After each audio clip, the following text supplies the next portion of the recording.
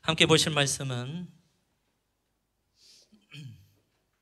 시편 134편 1절에서 3절, 또 요한계시록 7장 9절에서 10절 말씀이 되겠습니다. 두 부분이 되어지는데요, 모니터를 통해서 함께 읽으시면 되겠습니다. 먼저 시편 134편 1절에서 3절 말씀을 함께 읽겠습니다. 시작. 보라, 밤에 여호와의 성전에 서 있는 여호와의 모든 종들아, 여호와를 송축하라. 성소를 향하여 너희 손을 들고 여호와를 송축하라. 천지를 지으신 여호와께서 시온에서 내게 복을 주실지어다. 아멘. 요한계시록 7장 9절에서 10절 말씀도 또 있습니다. 이 일 후에 내가 보니 각 나라와 족속과 백성과 방언에서 아무도 능히 셀 수 없는 큰 무리가 나와 흰 옷을 입고 손에 종려가지를 들고 보좌 앞과 어린 양 앞에 서서 큰 소리로 외쳐 이르되 구원하심이 보좌에 앉으신 우리 하나님과 어린 양에게 있도다 하니. 아멘. 오늘도 우리가 주의 보좌 앞에 있음을 인하여서 얼마나 감사한지 모르겠습니다. 우리 한번 옆에 분에게 인사하죠. 당신은 주의 보좌 앞에 있습니다. 함께 인사하죠. 또 엘린과 또 아가페 사랑방에서 함께 해주셔서 얼마나 감사한지. 올라오시는데 좀 쉽진 않았겠다라는 생각을 하는데요, 이미 에녹부도 한번 올라가셨다 가셨으니까 너무 힘들어하지 마시고 나가시면 좋겠고, 또 오랜만에 우리 김창석 집사님, 베이직교회에서 함께 오셔서 얼마나 감사한지 모르겠습니다.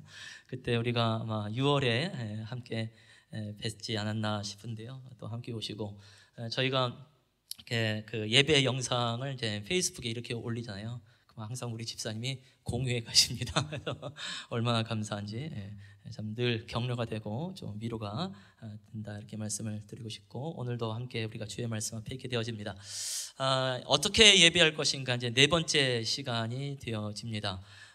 개수로는 이제 5번째가 되어지는데, 이제 지난주에 이제 두 가지를 통합을 했기 때문에 이제 네 번째 시간으로 나가게 되는데요, 또 표를 한번 일단 보겠습니다.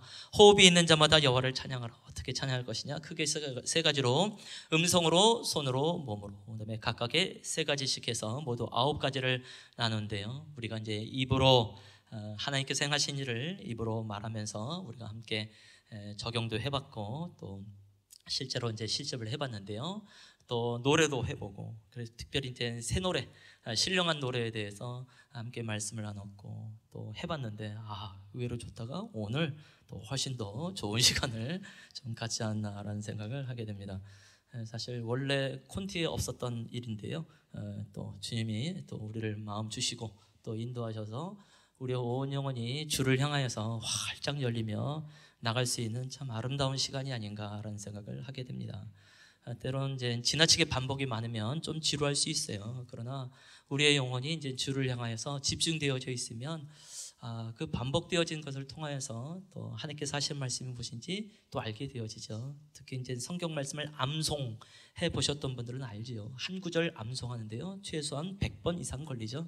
제가 굉장히 짧게 잡은 거죠. 적어도 한 500번은 외워야, 읽어야 좀 암송되지 않을까라는 생각을 하게 되어지고, 그때마다 단어 하나하나가 우리에게 새롭게 있게 되어지고, 또 하나님께서 그 단어를 통하여서 말씀하시려는 바가 무엇인지 우리의 영혼이 알게 되듯이, 우리의 찬양의 가사가 반복될 때마다 그것을 통한 하나님의 함께 하심을 스스로 좀 여러 가지 다양한 각도로 좀 이해가 되지 않나라는 생각을 해보게 되어지는데요, 계속해서 그 은혜 속에 또 스스로 주님을 예배하고 찬양하는 것에 좀 깊이 있게 나갔으면 좋겠다, 이렇게 말씀을 드리고 싶습니다.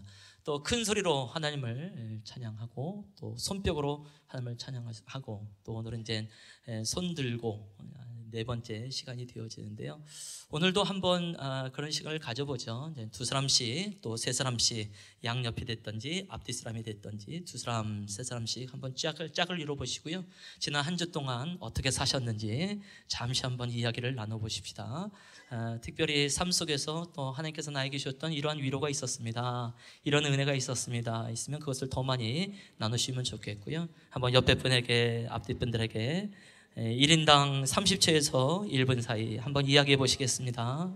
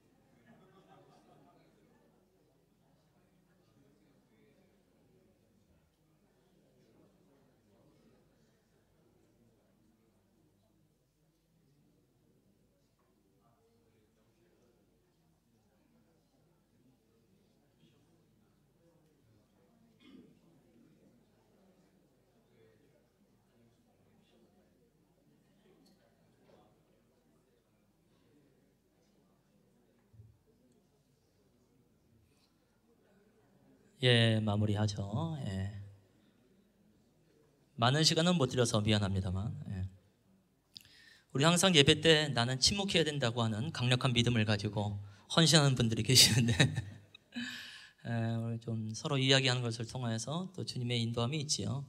사실 우리의 대화가 대단한 건 없습니다. 방금 앞에 있는 형제가 하는 얘기 들어보니까 롯데리아 얘기하더라고요. 은근히 간접 광고를 하고 이제 막 그러는데 지극히 평범한 얘기하는 거죠.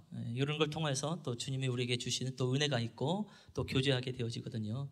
간단합니다. 어저께 마트 갔는데 나도 모르게 갑자기 50% 세일을 해서 아이고 그 배추 잘 샀습니다. 이런 얘기 하시면 되는 겁니다. 뭐 대단한 거 나누지 않으셔도 되겠고 또 은근히 그것을 통해서 하나님의 인도하심이 우리 안에 있게 되거든요.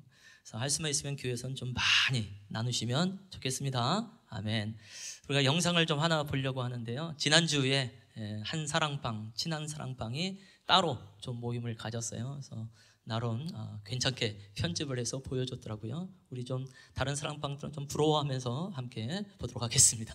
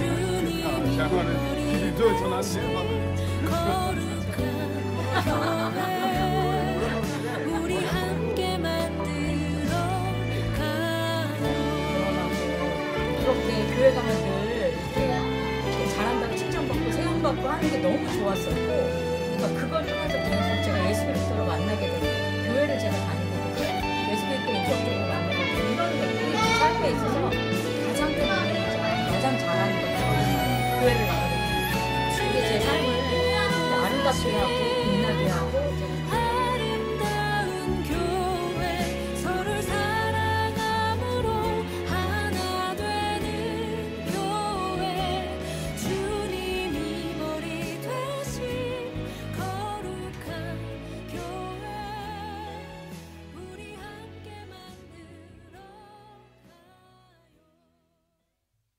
부럽습니까? 뭐 특별한 건 없어요. 역시 간접 광고가 있네요. 삼거리 다방. 이제 간판은 없지만 상호명이 되어지는데요. 저희 집사님이 커피로 유명한 집사님이 오픈하신 귀한 카페인데 한번 가시면 좋겠고, 저는 전체 그 분위기도 참 좋지만 BGM이 참 좋으네요. 이제 음악이 세상에서 높아지는 교회가 아닌, 그렇죠? 세상에서 유명한 교회가 아닌 서로가 서로를 깊이 알아가는 교회, 가사 내용에 이제 그런 게 있거든요. 그래서 예선 교회가 정말 그런 교회가 됐으면 좋겠다라는 생각을 하게 되고, 음악 편곡도 참 잘하지 않았나, 편집도 잘하지 않았나라는 생각을 하게 되는 겁니다. 그래서 이런 것을 통해서 주님이 우리에게 주신 이제 따뜻함을 누리게 되어지니까, 그래서 계속해서 아마 다음 주에도 계속 그러지 않을까 싶어요. 서로 하나님께서 우리는 행하신 일을 나누면서 나갔으면 좋겠다라고 말씀을 드리고 싶습니다. 지난주에는 이제 큰 소리를 외치면서 갈채를 드리면서 함께 찬양할 수 있습니다. 성경에 그렇게 우리에게 말씀하고 있습니다라는 부분을 나눴고, 또 기뻐하라 나의 영혼아 라는 찬양을 하면서 우리가 열심히 또 큰 소리로 외쳐보고 갈채를 드리고 그랬었는데요. 사실 한 가지를 더 했어야 되는데 시간이 없어서 좀 못하게 되었습니다. 좀 한 사람씩 주께서 내 안에 행하신 일, 하나님이 어떤 분인지 선포해 나가보십시다, 이런 말씀을 좀 하고 싶었었는데 시간이 없어서 이제 다 하지는 못했어요. 그래서 종종 이제 교회에서 하다 보면 어떤 분 하나님은 신실하십니다 라고 선포하기도 하고요, 하나님은 사랑이십니다, 하나님 사랑합니다 라고 선포하기도 하고, 찬양하라 내 영혼아 내 속에 있는 것들아 다 하나님을 찬양할지어다 선포하기도 하고, 그것을 통해서 풍성하게 우리 하나님이 드러나게 되어지죠. 아마 제가 이제 대학생 때가 이제 자꾸 기억이 나는데요. 제가 대학생 때 있었던 선교 단체는 그때 당시 뭐 전혀 유명하지 않았던 선교 단체였었고요. 또 오해가 좀 한동안 좀 있기도 했던 그런 단체이기도 합니다. 그래도 캠퍼스 복음화에 나름 헌신을 하면서 함께 모임에서 나갔는데요. 한 리더 그룹들이 모여서 거의 한 60, 70명 정도의 이제 학교 캠퍼스에 리더십들이 모여서 찬양하며 예배하는 시간을 가졌던 것 같아요. 그래서 함께 예배하고 또 선포하는 시간이 있을 때 저보다 1년 선배였었던 한 자매님이 외쳤던 것이 이제 지금도 이제 기억이 납니다. 하나님, 우리를 향해서 아무도 잘했다고 말하지 않습니다. 우리를 향해서 잘했다고 박수 치지 않습니다. 그렇지만 우리는 캠퍼스 복음화에 우리의 삶을 헌신하여 드립니다. 조용해졌죠. 어떤 뭐 다른 현상이 있거나 그런 건 아니지만 그 자매님의 그 외침, 그 자매님의 그 헌신이 무엇인지 우리 모두에게 그대로 전달되어졌고 모두가 침묵 속에 있었지만 느낄 수 있었죠. 그래, 우리도 다시 한번 이 일에 헌신할 거야. 아무도 우리를 향해서 박수치지 않아. 아무도 우리를 향해서 잘했다고 격려하지 않아. 그러나 캠퍼스 복음화라고 하는 것이 주께로부터 온 사명이라고 한다면 우리는 기꺼이 할 거야. 사실 그 단체는 뭐 학생들뿐만 아니라 간사들도 전혀 월급이 없는 그런 단체이거든요. 그럼에도 불구하고 헌신할 거야 라는 깊은 마음이 우리 안에 좀 있었던 것을 좀 발견하게 되어지죠. 그래서 리더가 외치는 것이 아니라 리더가 말하는 것이 아니라 성도 중에, 회종 중에 누가 외치는 것을 통하여서도 하나님의 선하신 인도함이 무엇인지 알게 되어지는 기가 막힌 시간이 되어지죠. 특히 이제 예배 세미나라든지 예배 학교로서 유명한 한 단체에서는요, 한 자매가 이제 건반 반주하는 자매였는데 하나님은 내 영혼의 예술가이십니다 라고 선포를 하시더라고요. 굉장히 놀랐습니다. 전 한 번도 하나님을 예술가라고 생각해 본 적이 없어요. 근데 가만히 보니까 시편 말씀, 특히 창조의 그 역사 속에 있는 걸 보면 놀라운 건축가이며 놀라운 예술가라는 것을 알게 되어지고, 우리가 뭐 TV, CF를 통하여서도 그야말로 이 자연이 건축가입니다, 자연이 예술가입니다, 이런 이제 멘트도 많이 듣기도 하고 그랬잖아요. 그래서 하나님이 예술가이시구나라는 생각을 하게 되었죠. 그래서 만일 그 자매가 그런 얘기를 안 했으면 전 지금도 하나님을 예술가로서 이해를 하는 데는 굉장히 좀 어렵지 않았을까라는 생각을 하게 되는 거죠. 그래서 이 자매의 선포로 말미암아 하나님이 어떠한 분인지 풍성하게 드러납니다. 그러면 그 하나님을 예배하는데 우리가 훨씬 더 수월하게 되어지고 마치 우리 안에 계신 하나님으로 충분히 느낄 수 있는 것을 이제 기억을 보게 되죠. 제 기억으로는 아마 2005년도에 소풍교회가 이제 막 개척이 되고 나서 가을에 이제 소풍 축제를 하잖아요. 그때 소풍 축제의 첫 번째 강사가 저였습니다. 아멘. 잘난 척하는 거죠. 5일 동안 했어요. 월요일서부터 금요일까지. 대단했습니다. 아멘. 그때 이제 이런 시간을 한번 가져봤어요. 이제 한 사람씩 한번 선포해 보십시다. 안 하시더라고요. 제가 살짝 당황했죠. 거의 한 30초 가까이 침묵이 흘렀던 것 같아요. 그때 이제 2층, 중 2층에서 아주 어린아이가, 초등학교 2학년 어린아이가, 이름은 이제 박모셋이라는 사람이 있어요. 갑자기, 웬만하면 엄마가 좀 하지. 지금도 기억이 나고, 정말 빵 터져가지고요. 분위기가 급반전 됐었던 기억이 납니다. 그리고 나서 계속 이어졌는지 안 이어졌는지 모르겠습니다만, 그래, 그걸 통하여서 분위기를 바꿔주면 좋다라는 생각을 하게 되어지고, 좀 약간 위기가 아니었나라는 생각을 하게 되어지는데, 도우미로서 아주 좋은 역할, 지금도 도우미로서 있어서 얼마나 고마운지 모르겠습니다. 또 한 번 등장하게 되어집니다. 이제 그때 또 귀담아 들어보시기 바랍니다. 지금 이제 우리 예선교회 이렇게 예배실 말고요, 이제 이렇게 소그룹이나 이런 데 들어가면 이제 사진이 좀 말씀이 있는데요. 그거 한번 좀 볼까요? 요건 이제 여기 소그룹실인 것을 이제 보게 되죠. 혹시 성경 말씀이 잘 보이시는지 모르겠습니다. 요거 타고 그 다음에 또 보여주시죠. 요거는 익숙하시죠? 우리 남성이 익숙해지면 곤란합니다. 예. 예, 한번 보시고 여기 또 말씀이 있거든요. 예, 요건 또 여자 성도님들이 익숙하면 안 됩니다. 이건 남자 성도님들 화장실에 있는 것이니까. 그래서 이 말씀을 그냥 이제 기록을 해놓은 건 아니고요. 저희가 이제 지난 1월서부터 이제 그 3월, 그렇죠, 3월 달까지 12번에 걸쳐서 이렇게 개척을 위해서 준비 기도하는 모임이 있었습니다.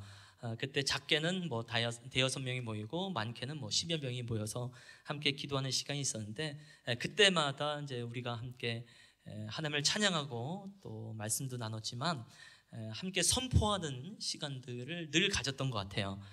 특히 모든 시간이 마무리되어지면서 하나님께서 우리에게 혹시 떠오르게 하시는 성경 말씀이 있거나 그 세미한 음성이 있으면 한번 선포해 보십시다. 그래서 그렇게 선포되어진 것들을 모으고 추려서 한 것이 이제 그 중에 이제 7가지 이제 성경 구절이 되어지고 그것을 붙여놓은 거죠. 그래서 그냥 장식으로 붙여놨다고 생각하지 마시고 혹시 읽게 되어지면 예선교회를 향하신 하나님의 예언적인 말씀이구나, 세미한 음성이구나라는 마음을 가지고 함께 믿음으로 선포하며 믿음으로 기도하시며 나갔으면 어떨까 싶습니다. 이게 당장 뭐 1년 안에 이루어질 수도 있겠지만 적어도 예선교회 전체를 향하여서 하신 말씀이라고 한다면 예선교회라는 간판이 떨어지기 전까지 아마 이 말씀을 하나님께서 행하시지 않을까라는 생각을 하게 되어지는데요. 한번 제가 읽어볼게요. 시편 34편 8절에 너희는 여호와의 선하심을 맛보아 알지어다 그에게 피하는 자는 복이 있도다. 그러니까 우리 중에 이제 한 분이 이제 예배 드리면서 외치는 것이죠. 또 이사야 12장 2절 3절 말씀 보면 보라 하나님은 나의 구원이시라 내가 신뢰하고 두려움이 없으리니 주 여호와는 나의 힘이시요 나의 노래시며 나의 구원이시미라. 그러므로 너희가 기쁨으로 구원의 운물들에서 물을 기르리로다. 아멘. 하나님께서 우리에게 기쁨의 운물을 기르게 할 것에 대한 소망을 가질 수 있는 귀한 시간이었죠. 또 이사야 43장 7절 말씀 보면 내 이름으로 불려지는 모든 자 곧 내가 내 영광을 위하여 창조한 자를 오게 하라. 그를 내가 지었고 그를 내가 만들었느니라. 예선교회를 주께서 지으시고 예선교회를 주께서 만드시고 있구나라는 믿음을 가질 수 있는 귀한 시간이었죠. 또 136편 1절 말씀 보면 여호와께 감사하라 그는 선하시며 그 인자하심이 영원하리로다. 예선교회가 하나님을 찬양하고 하나님께 감사하는데 또 그 목적이 있는 것을 알게 되는 것이죠. 또 시편 21편 1절 말씀 보면 여호와여 왕이 주의 힘으로 말미암아 기뻐하며 주의 구원으로 말미암아 크게 즐거워하리로다. 예선교회는 기뻐할 수밖에 없겠다, 즐거워할 수밖에 없겠다라는 생각을 갖게 되는 거죠. 또 누가복음 13장 29절에 사람들이 동서남북으로부터 와서 하나님의 나라 잔치에 참여하리니, 우리만 모여있는 것이 아니라 동서남북에서부터 하나님의 나라의 잔치에 참여할 거라고 말씀하신 것이고, 그래서 예선교회에 맞게 선교하는 교회로 나가는 교회가 되겠구나라는 믿음이 일어나게 되는 거죠. 또 시편 3편 7절 말씀 보면 여호와여 일어나소서 나의 하나님이여 나를 구원하소서 주께서 나의 모든 원수의 뺨을 치시며 악인의 이를 꺾으셨나이다. 아멘. 성경 말씀은요 뺨을 친다는 말씀이 있습니다. 이를 꺾어버린다는 말씀이죠. 아주 험악한 말씀이 성경에 많이 있게 되어지죠. 아멘. 예. 주님이 원수의 뺨을 치시고 또 악인의 이를 꺾어버리겠다고 말씀하신 것, 즉 영적 전쟁 안에서 예수님께서는 반드시 승리를 맛볼 수밖에 없겠구나라는 소망을 갖게 되어지는 것이죠. 그래서 우리가 함께 선포하고 외치고 간구하고 기도하고 나갈 뿐만 아니라 이런 성경 말씀이 떠오를 때 그 성경 말씀을 한번 읽어보시고 선포도 해보면서 나가보는 것이죠. 그것을 통해서 하나님께서 우리 안에 행하신 일이 있습니다.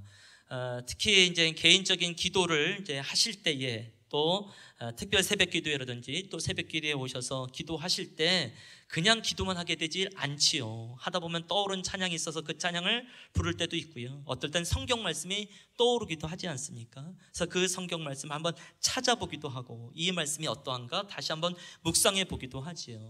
그것을 통해서 하나님의 선하신 인도함을 개인적으로 갖듯이 그것은 우리의 예배 안에서도 얼마든지 일어날 수 있습니다 라고 말씀을 드리고 싶고, 뭐 언제가 될런지 모르겠지만 제가 그러한 또 멘트를 하게 될는지도 모르겠어요. 우리 하나님께 고백하고 싶은 부분이 있으면 한 사람씩 고백해 보십시다. 선포하고 싶은 하나님이 있으면 한번 선포해 보십시다. 또 하나님께 우리의 마음을 드리기를 원하는 분 한번 드려보기를 원합니다. 또 하나님께서 우리에게 주시는 성경 말씀이 깨달아지면 그 말씀을 한번 읽어보시기 바랍니다 라고 아마 멘트를 할 일이 좀 있지 않을까라는 생각을 해봅니다. 그때 떠오른 것을 한번 믿음으로 해보시면 좋을 것 같아요. 할까 말까는 할까가 먼저이기 때문에 하시면 좋겠다라는 생각을 하게 되는 것이죠. 소망해 봅니다. 자, 오늘은 이제 네 번째 시간, 전체적으로는 다섯 번째 손 들고 하나님을 찬양할 수 있습니다. 시편 134편 2절 다시 한번 말씀을 읽어보기를 원합니다. 함께 읽겠습니다. 시작. 아멘. 성경엔 분명히 손을 들고 송축하라, 손을 들고 찬양하라 라는 말씀이 나옵니다. 그래서 우리는 말씀에 의지하여 믿음으로 손을 들게 되어 있습니다. 앞에서 인도자가 손을 들라고 하니까 드는 것이 아니라, 분위기가 들어야 될 것 같으니까 드는 것이 아니라, 멋있어 보이기 위해서가 아니라, 은혜스럽게 보이기 위해서가 아니라 말씀에 의지해서 우리는 손을 들게 되는 것이죠. 사실 저도 손 들고 찬양한 것이 정말 어색했던 사람입니다. 내가 스스로 손 들고 하나님을 찬양하는 데는 정말 오랜 시간, 수년이 지나고 나서야 손 들고 찬양할 수 있지 않았나라는 생각을 하게 되어지고, 지금도 이제 기억이 나는데요. 아까 말씀드렸던 그 선교단체 대학교 1학년 입학과 동시에 이제 들어가게 되어졌는데요. 이제 화요일마다 이제 저녁에 찬양 모임이 있었어요. 함께 갔습니다. 1년 선배랑 같이 앉아서 예배를 드리게 되어졌는데 1년 선배의 움직임이 느껴졌어요. 뭐 하시나 살짝 봤더니 오른손을 들고 있더라고요. 제가 순간 갈등했죠. 앞에 인도자가 손 들란 말을 했는데 이 선배만 그 멘트를 듣고 나는 못 들었나? 그래서 주변을 살펴봤더니 모두가 손 들고 있는 게 아니더라고요. 좀 이상하더라고요. 그러다가 이 선배랑 이제 눈이 마주쳤는데 이 선배의 한쪽 눈에서 눈물이 흐르고 있는 거예요. 그런 상태 속에서 오른손을 들고 저를 쳐다보는데 진짜 기분이 이상하더라고요. 그래서 왜 울어? 우는 분위기가 전혀 아니었어요. 왜 울어? 진짜 이상해요. 근데 이제 그 모든 시간이 끝나고 나서 일주일 동안 자꾸 그 선배의 모습이 잔상으로 남아요. 그래서 그 다음 주에 갔을 땐 일부러 손을 들어봤습니다. 과연 내 손이 올라가나 안 올라가나? 당연히 올라가죠.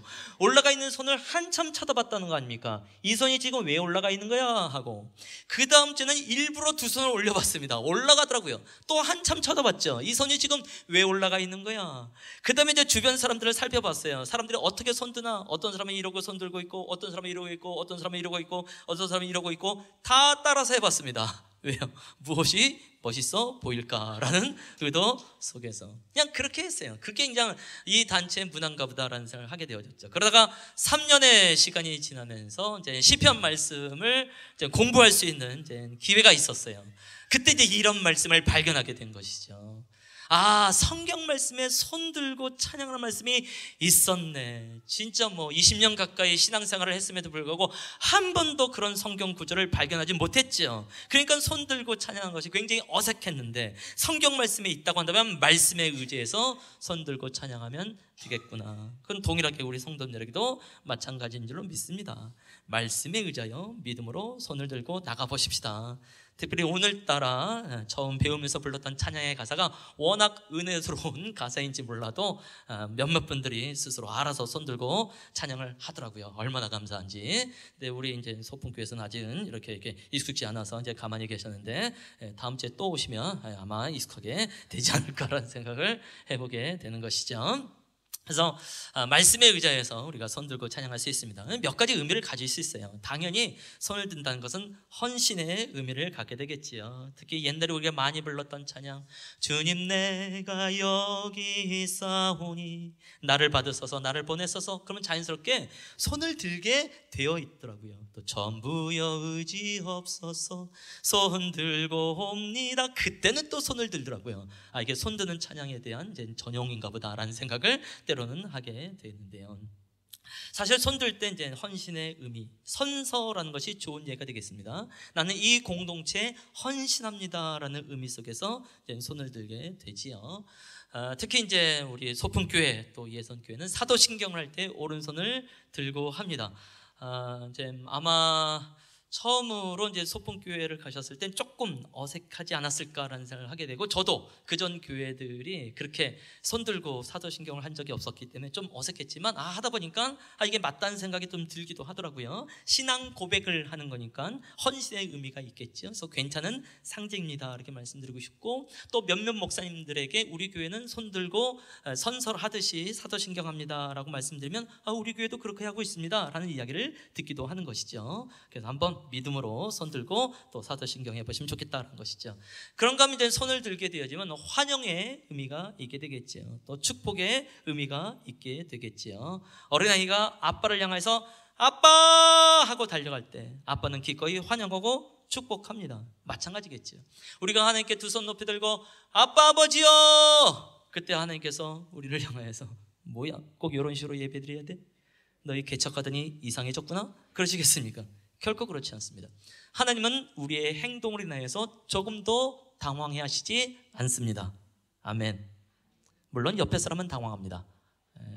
신경 쓰지 마시고 마음껏 두 손 들고 예배드리는 거죠. 그래서 저는 어떻게 보면 우리가 손을 들고 찬양하는 것은 아빠 아버지 하나님의 품속을 향해서 나가는 것이 아니겠느냐라는 생각을 해보게 되죠. 요한복음 1장 18절 말씀인데요, 한번 읽어볼까요? 시작.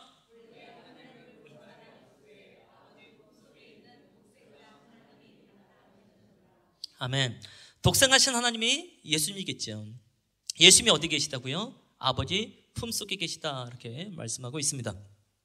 그러니까 처음부터 예수님께서는 아버지 품속에 계셨네요. 그 품을 떠나서 성육신 하셨습니다. 그래서 안타깝게도 고난받으시고 죽으셨어요. 근데 다행히 부활하고 승천하셨습니다. 그럼 지금 어디 계실까요? 동일하게 아빠, 아버지 품속에 계시겠죠. 물론 히브리서 말씀을 보게 되면 예수님께서는 보좌 우편에 앉아서 우리를 위하여 친히 간구하신다라고 말씀이 되어 있습니다만, 이 말씀과 함께 보게 되어지면 아마 예수님께서는 보좌 우편에 앉아서 보좌에 앉아 계신 아빠, 아버지 품속에 이러고 기대고 있지 않을까라는 생각을 해보게 되는 것이죠. 전에 한번 봤던 그림인지 모르겠지만 한 번 더 보기를 원합니다. 천주교에서 나온 성화인데요, 성 요셉이 아기 예수를 안고 있는 장면입니다. 이때 성 요셉 대신에 우리 아빠 아버지 하나님을 대비해 놓으면 훨씬 더 잘 이해가 되겠죠. 물론 우리 예수님께서 다 벗고 계셔서 조금 민망하긴 합니다만 너무 집중하지 마시고, 어떻게 보면 삼위일체라고 하는 딱딱한 이 신학적인 용어보다 요한복음 1장 18절 말씀 이 하나가 하나님과 예수님의 관계를 훨씬 더 잘 말해주는 것 같아요. 그러니까 우리의 생각하는 것보다, 우리의 상상하는 것보다 하나님과 예수님은 진짜로 친하다, 진짜로 사귀고 있다는 것을 발견하게 되는 것이죠. 그림 없애도 되겠습니다. 그러면 영적인 자녀된 우리들은 진짜 아빠 아버지 하나님의 품속이 필요한 사람들이 아니겠는지요. 그 품을 향하여서 두 손 높이 들고 나가보는 것 아니겠습니까?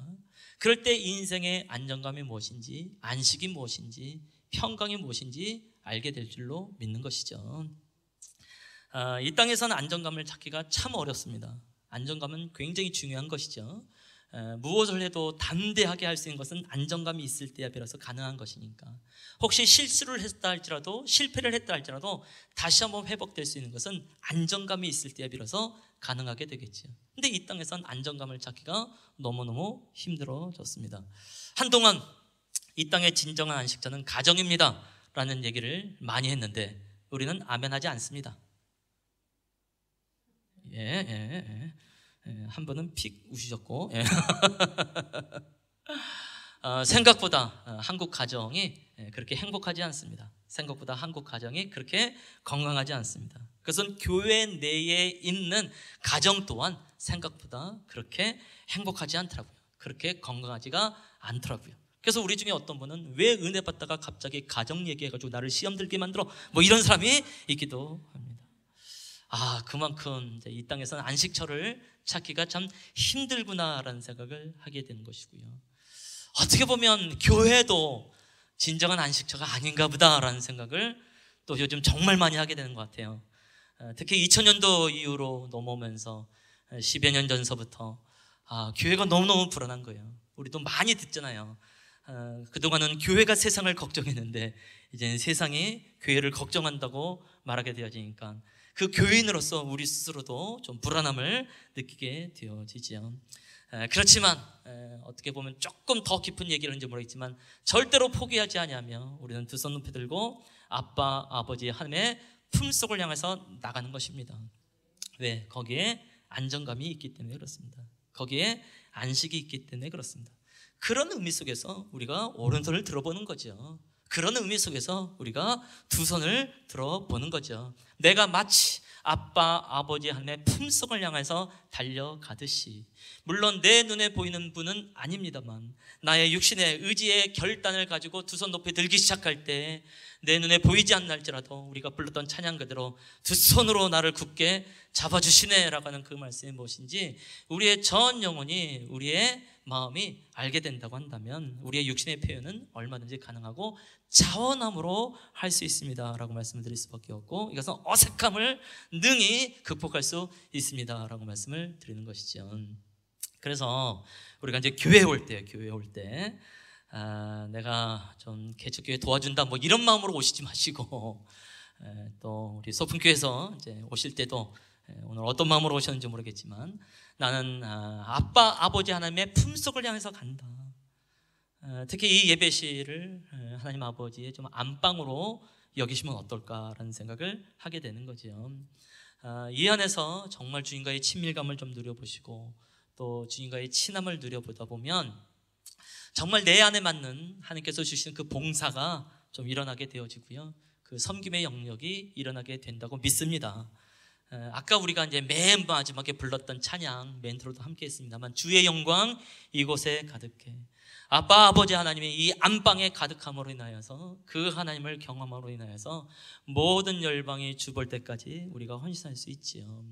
몇 번 말씀을 드렸지만 우리 교회가 선교하는 교회로서 선교적인 삶을 살 것입니다, 선교적인 방향으로 갈 것입니다 라고 말하지만 그것은 제 스스로 할 수 있는 건 아니고 교회가, 성도님들이 함께 하나님께 주신 마음이 있을 때 비로소 선교적인 행동을 우리가 할 수 있게 되는 것 아니겠습니까? 그것은 내가 아빠, 아버지 하나님의 품속에서 그 영광 가운데 있으면서 주께서 주신 그 부담감을 가지고, 주께서 주시는 그 세미의 음성을 가지고 우리도 모든 열방이 주볼 때까지 행진하며 전진하며 나갈 수 있는 것이 아니겠는지요. 이것은 물론 전 개인적으로 오래전서부터 갖고 있었던 것을 말하는 것이겠지만 이제 우리 성도님들은 저처럼 오래전서부터 갖고 있었던 생각이 아니니까 주께서 마음을 주실 때까지 기다려보는 것이죠. 근데 할 수만 있으면 빠른 시일 내에 이름 그대로 선교하는 교회로 나갔으면 좋겠습니다 라는 마음을 갖는 것 아니겠습니까? 그래서 기억해 보자고요.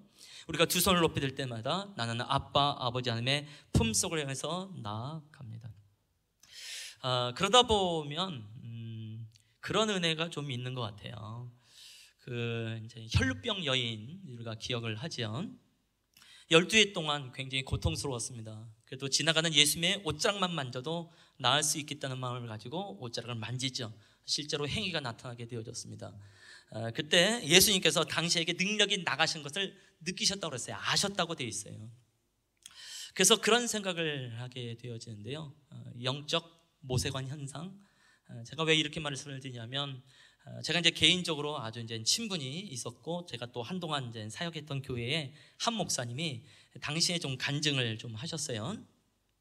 서울에 이제 큰 교회에 이제 대학부를 지도를 할 때에 이제 전체 이제 수련회가 있었던 것 같아요. 저녁에 이제 부르짖으면서 하나님께 기도하는 시간을 쭉 가질 때 강사에게 준 이제 물컵을 이제 우연히 보게 된 거죠. 쟁반 위에 물컵이 있고 먼지가 들어가지 않도록 티슈로 살짝 덮었대요. 근데 이 티슈가 물에 닿으면서 이 물이 티슈를 따라서 컵 밖으로 쟁반으로 흘러내린 거죠. 그럴 때가 있죠. 우리도 실수로 그런 걸 이제 모세관 현상 이렇게 말을 합니다. 그래서 박모세를 떠올리면 안 되고요. 어쨌든 모세관 현상이라고 말을 합니다. 그래서 이분이 힌트를 얻었어요.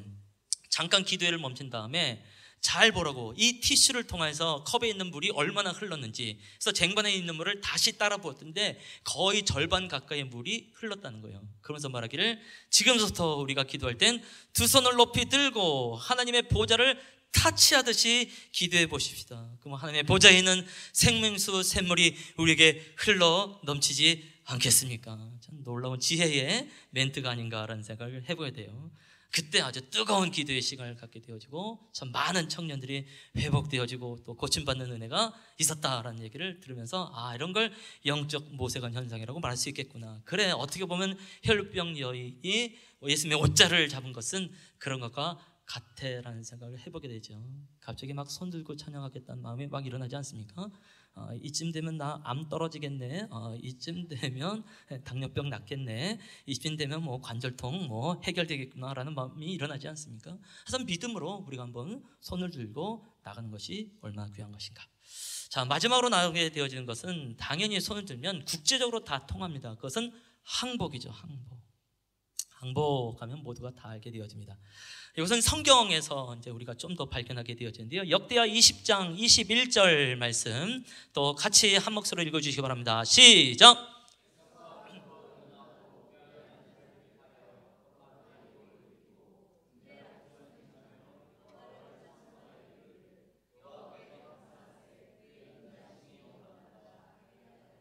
아멘. 역대하 20장은 이제 여호사밧이 유대의 왕으로 있었을 때에 모압과 암몬 족속이 쳐들어옵니다. 적군이 쳐들어온 거죠. 분명히 여호사밧은 군대를 세웠습니다. 근데 군대 앞에 먼저 노래한 자들을 택합니다. 그러니까 찬양대를 세워서 군대 앞에 세운 다음에 행진하게 했다, 앞으로 가게 했다, 이렇게 보시면 되겠죠. 그때 이제 노래만 하면서 행진을 하는데요, 갑자기 숨어있던 복병이 일어나요. 그래서 적군들을 쳐버립니다. 얼마나 대승을 거두는지 전리품을 3일 동안 취합니다. 그야말로 어떻게 보면 찬양을 통한 전쟁에서의 승리라고 말을 할 수 있겠지요. 그러면 이때에 이 찬양대가 불렀던 노래의 가사가 무엇일까가 이제 중요한 것이죠. 그것이 이제 노란 글씨죠. 여호와께 감사하세 그의 인자하심이 영원하도다라고 되어 있습니다. 어떻게 보면 이제 전쟁 속에서 노래를 부르니까 군가라고 볼 수도 있겠잖아요. 근데 군가가 굉장히 좀 시적이다라는 생각을 하게 되어지고, 사실은 이것이 예배에 해당되는 가사다라는 것을 발견하게 되어지면서 알게 된 게 뭘까요?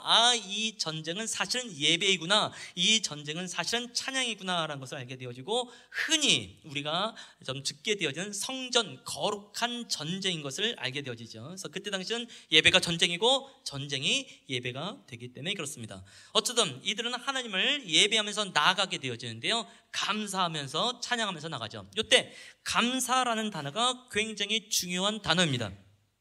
히브리어로 야다라는 단어를 쓰는데요, 이 야다라는 히브리어는 감사의 뜻도 있고 두 손을 들어 경배하다라는 뜻도 가지고 있습니다.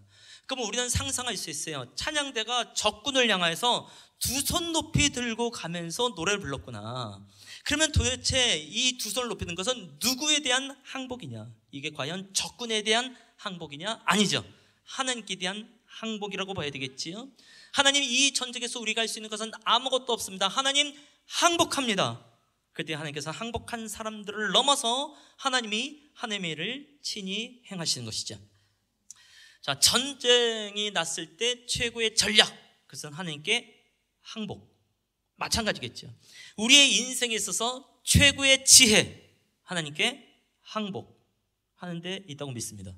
그럼 항복한 나를 넘어서 하나님이 하나님의 일을 친히 행하십니다. 성도님들이요, 항복하십시다. 놀라운 지혜이죠. 어차피 우리의 인생은 전쟁이네요. 지나온 인생의 여정 속에서, 그죠? 전쟁만 기억에 남지 않습니까? 우리 중에 어떤 분은 이제 예배 끝나고 집에 가면 여기가 전쟁터구나, 그런 걸 알게 됐죠. 급히 나오느라고 얼마나 난리를 피고 나왔는지. 우리의 인생은 전쟁, 이런 생각을 정말 많이 하게 됩니다. 그 김유정 목사님이라는 분이 있습니다. 또 이제 예배에 관해서 또 굉장히 이제 권위가 있는 분인데요, 이분의 글에 뭐라고 써 있었냐면, 항복은 예배에 있어서 최고의 정점입니다. 한번 이건 따라서 해보면 좋을 것 같아요. 항복은 예배에 있어서 최고의 정점입니다. 한 번 더 해볼까요? 항복은 예배에 있어서 최고의 정점입니다.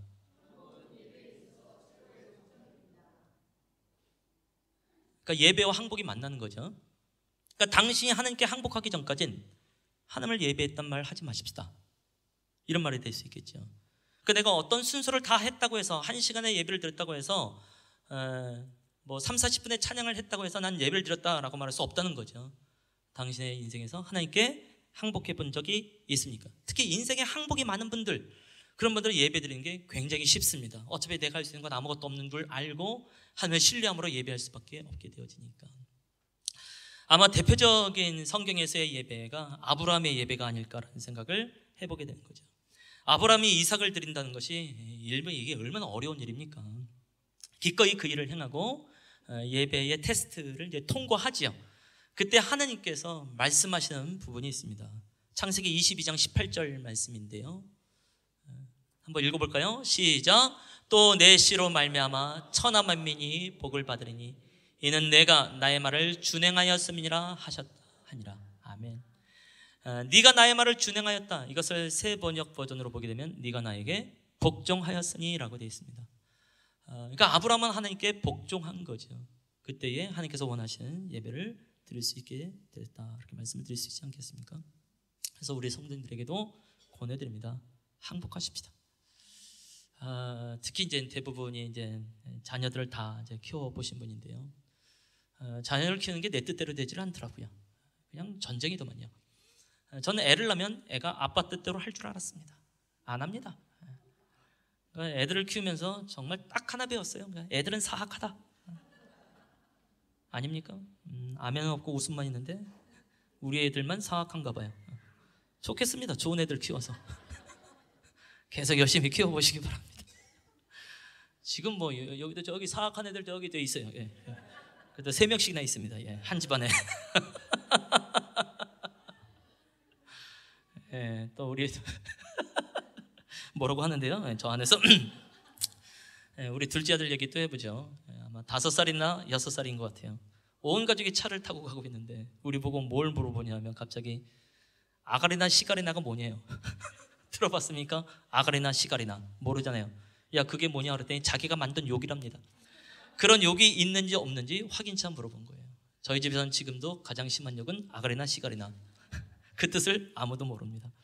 다 대 6살짜리가요 욕을 창조합니다. 그것도 목사들이 참 사악하지 않습니까? 한번 7살 때인 것 같아요. 어린이집에서 숫자 18을 말했다가 욕했다고 오해를 받았나 봐요. 화장실에 앉아가지고 그게 기억이 났는지 갑자기 저를 보고 아빠 18은 욕이 아니죠? 씨발이 욕이죠. 이 본토 발음. 예. 저희 집에서 그 발음을 누가 쓰겠냐 말이에요.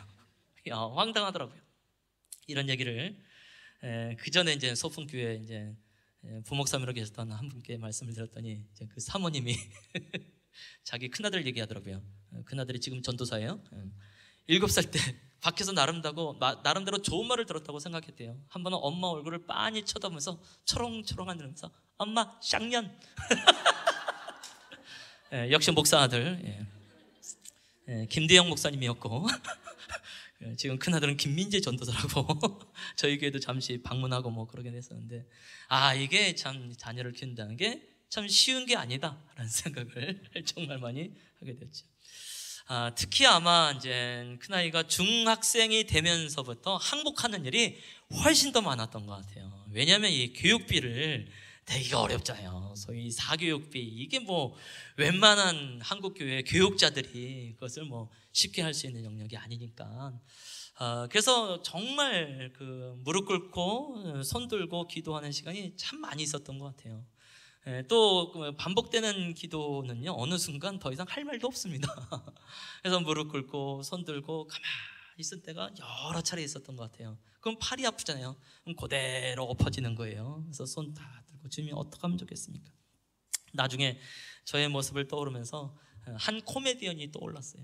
배영만이라는 코미디언 떠오릅니까? 기억나십니까? 어떡하냐고요 어떡하냐고요. 야, 이게 참 성경적인 기도구나 라는 생각을 정말 많이 하게 된 것이죠. 하나님께 항복해 보십시다. 그러면 항복한 나를 넘어서 하나님이 하나님의 일을 행하시는 것이 정말 많습니다. 그러니까 그때부터 지금까지 이제 12년의 세월이 흘러갔잖아요. 하나하나 일일이 다 말하려면 시간이 훨씬 더 부족하게 되겠지요. 그래서 이 전쟁에 있을 때에 내가 할 수 있는 최고의 지혜, 하나님께 항복. 교회 봉사도 똑같다라는 것을 발견하게 된단 말이죠. 교회에서 봉사하다가 우리는 상처받습니다. 또 시험 듭니다. 교회에서 봉사하다가 상처받고 시험 드는 것을 우리는 당연히 여겨야죠. 교회는 전쟁터와 같은 곳이기 때문에 그렇습니다. 성도라고 말하면서 시험 들지 않았다 그러면 제가 볼 땐 성도의 자격이 없습니다. 당신은 시험 들을 기회를 좀 더 만날 필요가 있겠습니다 라고 말할 정도로, 왜? 어떻게 보면 그것이 성도의 우리의 삶의 또 하나의 부분이기 때문에 그렇습니다 라는 말씀을 드릴 수밖에 없겠죠. 제가 이제 신학생 3명을 한번 이제 만난 적이 있었어요. 찬양 인도에 관해서 인터뷰를 하러 왔는데요. 여러 가지 질문을 하다가 맨 마지막에 질문이 뭐냐면 찬양 인도의 비법을 가르쳐 달래요. 질문이 비법이에요. 무협지 같잖아요. 그래서 대답을 무협지처럼 했습니다. 찬양 인도의 비법은 찬양을 인도하지 않는 것입니다.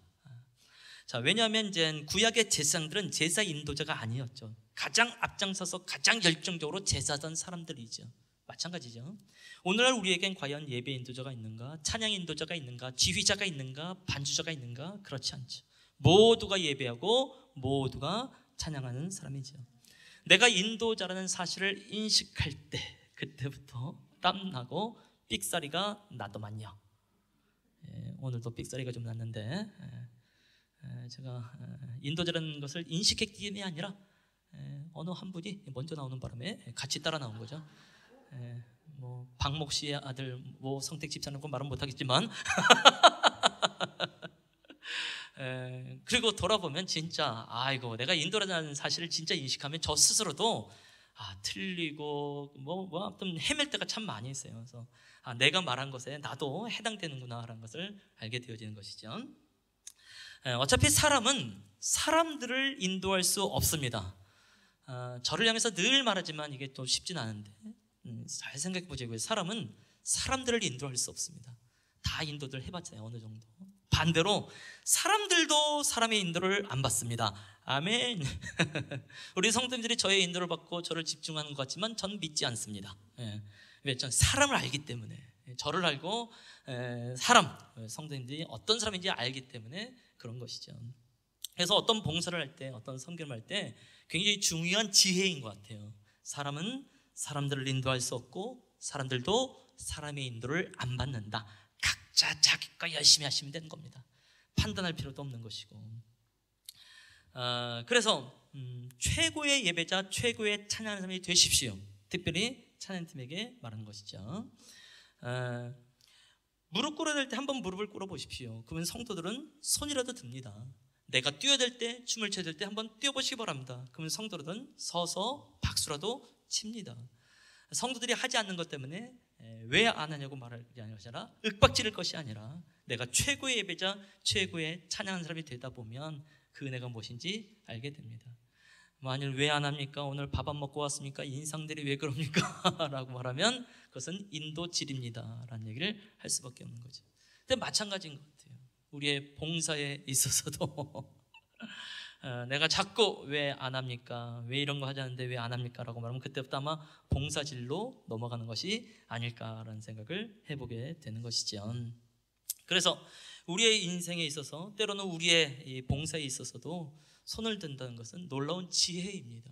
그것을 통해서 하나님께서 행하신 일들이 있기 때문에 그런 것이죠.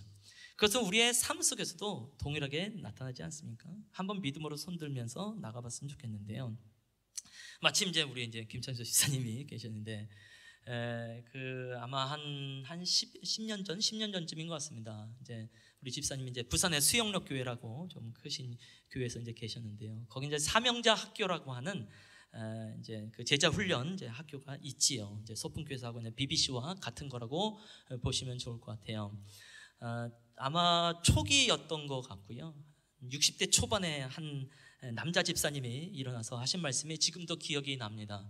이분이 사명자 학교를 등록을 하면서 동시에 사업을 하나 개업을 하신 거예요. 근데 이 사업은 중국에 있는 회사하고 연계가 되어진 것이고, 중국에서 물건을 보내주고 거기서 계약이 성사가 되어지는 것인데, 계약을 해야 되는 그 날짜와 사명자 학교 강의를 들어야 되는 날짜하고 겹친 거예요. 굉장히 갈등이 되더래요. 그래서 기도를 하면서 결단을 했습니다. 나는 삼형제학교 강의를 드리리라. 그래서 이메일을 보냈답니다. 나는 예수를 믿는 사람입니다. 이러이러한 일이 있어서 내가 가지를 못하게 됐습니다. 그럼에도 불구하고 당신이 나랑 사업을 하기를 원한다면 물건을 보내주십시오. 그럼 난 거기에 맞게 돈을 보내면서 우리의 계약이 성사된 걸로 하십시다. 단메일이 왔대요. 당신이 그런 사람인 줄 몰랐다고, 알았다고, 내가 당신을 믿고 물건을 보낼 테니까 거기에 맞게 돈을 보내주면 계약이 성사된 걸로 하겠다고. 그래서 이분이 사업도 시작하게 되어졌고 삼형제학교 강의도 들으면서 무사히 통과가 되어졌고요. 나중엔 간사로도 섬겼었던 것이 기억이 나기도 합니다. 그러니까 전쟁을 만났을 때 우리가 해야 될 일, 하나님께 항복, 그 환경이 바뀌든지 그 환경을 극복할 수 있는 힘이 생기든지 지혜가 생기든지 우리 안에 그런 일을 하실 줄로 믿습니다. 아멘. 갑자기 손 들고 찬양하고 싶은 마음이 생겼죠. 아멘. 전 그렇습니다. 한번 나와서 두 손 들고 찬양합니다 라는 찬양을 하고 기도하고 마무리를 해보기를 원합니다. 예, 소등 좀 해주시면. 예.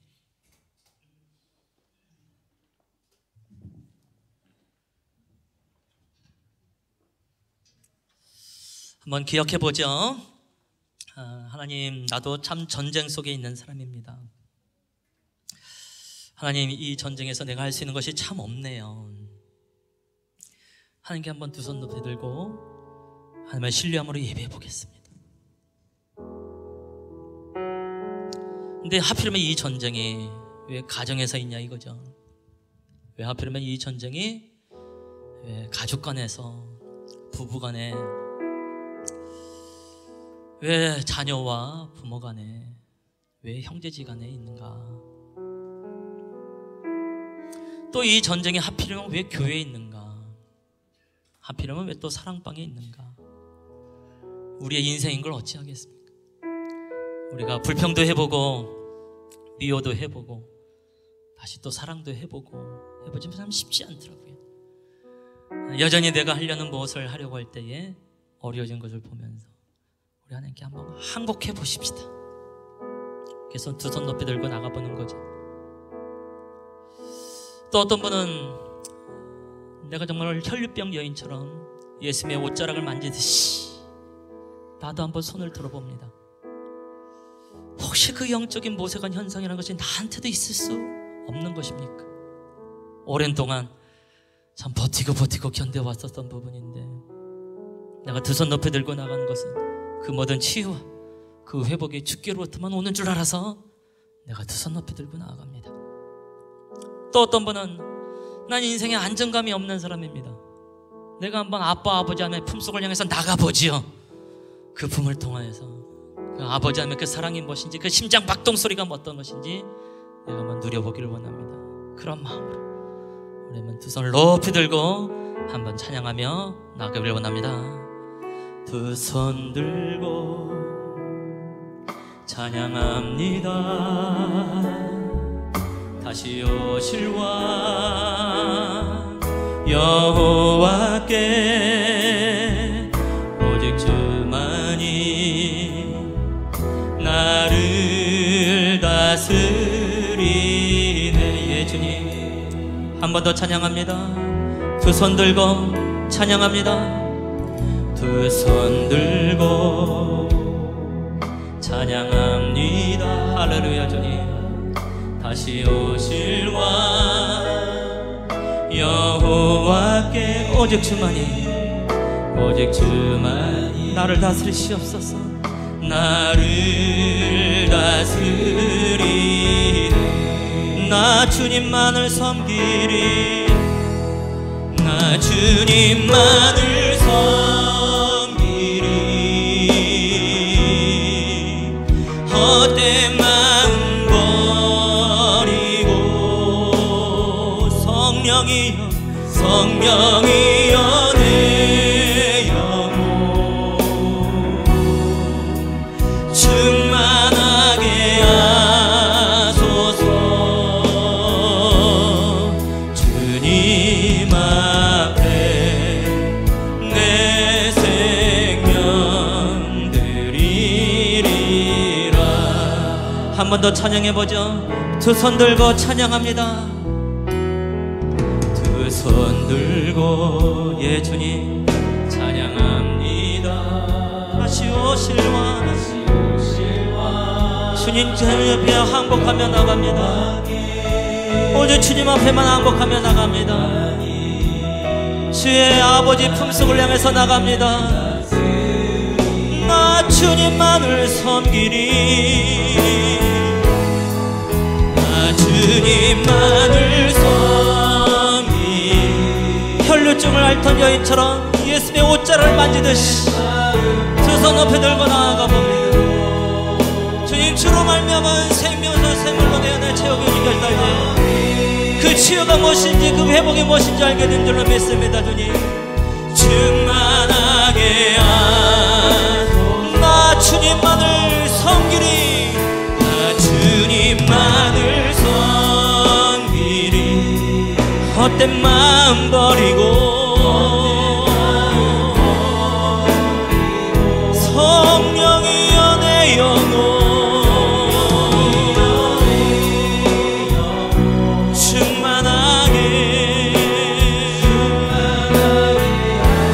찬양합니다. 나 주님만을 섬깁니다. 나 주님만을 섬기리. 헛된 마음 버리고 성령이여 내 영혼 충만하게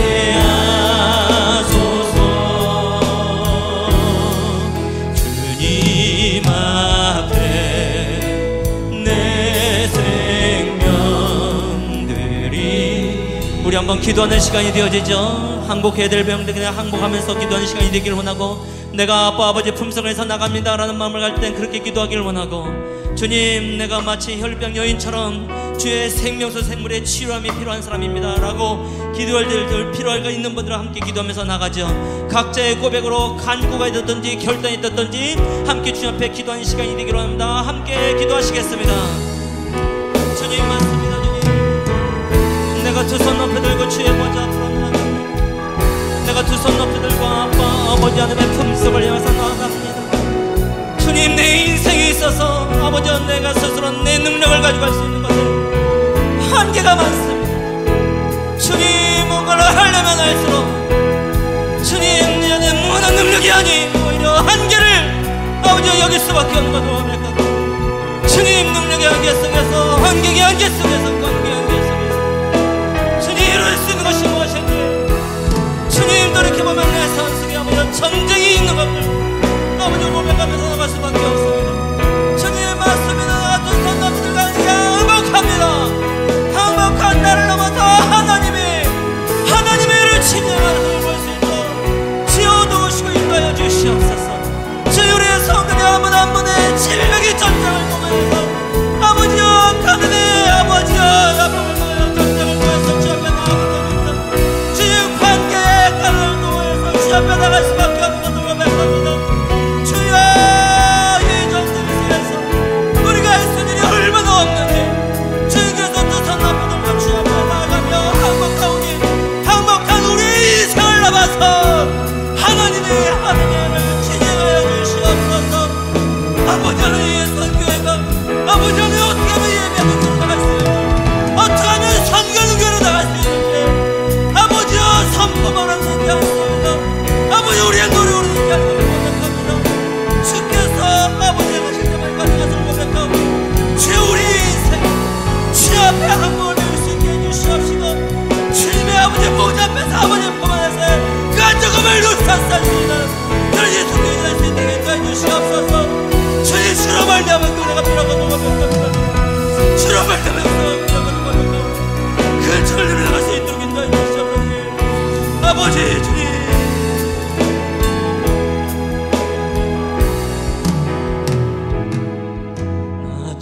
주님만을 섬기리.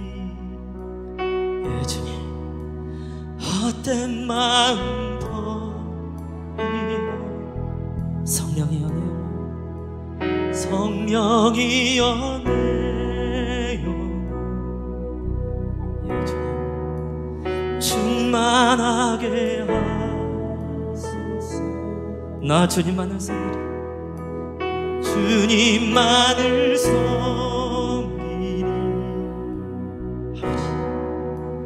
헛된 마음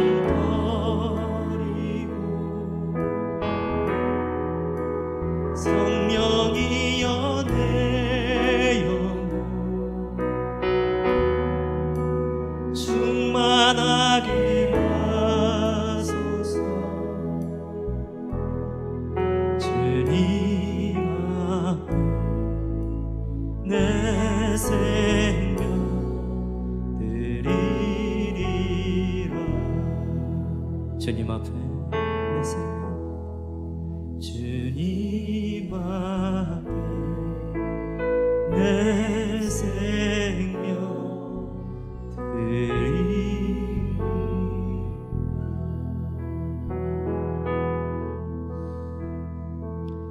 지금은 우리 주 예수 그리스도의 은혜와 아빠 아버지 하나님의 사랑과 성령의 교통하심, 그 인도하심, 역사하심, 회복의 은총이 오늘 주님 앞에 항복이라는 지혜를 가지고 나아가며 아빠 아버지 품속에서 안정감을 누리기를 원하는 우리 성도님들, 특별히 그 가정과 그 관계와 하나님 그 일터 위에 그 계획 위에, 또한 이 나라 이 민족 한반도 전체 위에 이제로부터 영원토록 함께 있을지어다.